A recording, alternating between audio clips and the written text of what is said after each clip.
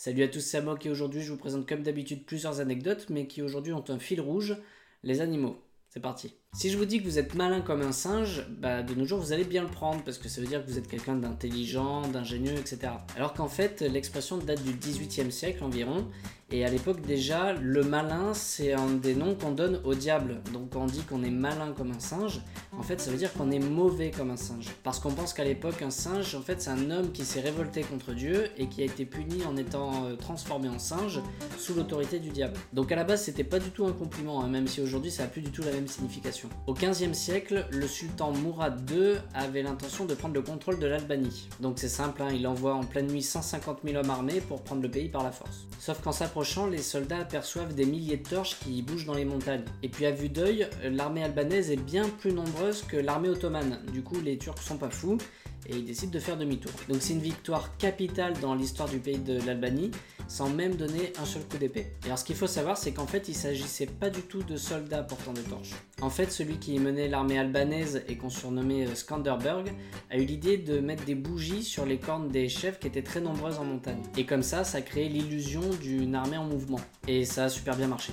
D'ailleurs le casque de ce fameux Skanderberg, qui lui servait aussi de couronne, est surmonté d'un crâne de chèvre. Et même encore aujourd'hui, on peut voir ce casque sur les armoiries de l'Albanie. Et il était même visible sur le drapeau de l'Albanie à certaines époques, notamment dans les années 30. Louis XI avait des hémorroïdes, ça peut arriver, sauf qu'en 1460, ça se soignait pas aussi facilement qu'aujourd'hui. À l'époque, le roi avait fait venir un expert d'Italie qui préconisait qu'on mette des sangsues sur les hémorroïdes après les avoir enduits de sang de poulet. Et puis pour les retirer, c'était encore plus simple, il suffisait de mettre un petit peu de sel dessus. Voilà, bon appétit si vous êtes à table. Pendant très longtemps, le miel, ça a été un symbole du savoir, de la connaissance, de la sagesse. Enfin bref, c'était réservé à une certaine élite. Et la légende dit que Pythagore ne se serait nourri que de miel durant toute sa vie. Bon alors, ça c'est la légende. Dans la réalité des faits, il était sans doute végétarien, mais il ne devait pas non plus bouffer que du miel toute la journée. Si vous trouvez que les véganes ou les antispécistes sont trop extrêmes, attendez de découvrir les janéistes. Les janéistes, ce sont ceux qui ont comme religion le jaïnisme. Alors pour faire simple, c'est une religion qui est assez proche du bouddhisme et qui prône la non-violence. Et ça inclut la non-violence envers les animaux. Mais vraiment tous les animaux, même les insectes. Pour eux, c'est aussi grave de tuer un chat que de tuer un moustique par exemple.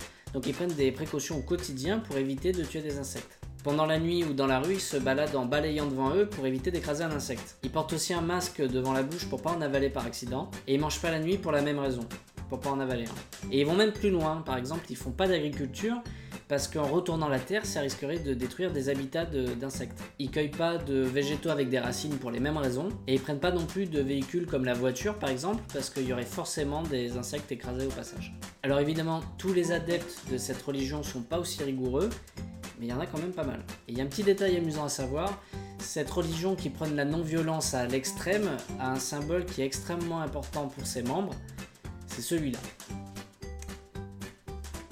Voilà.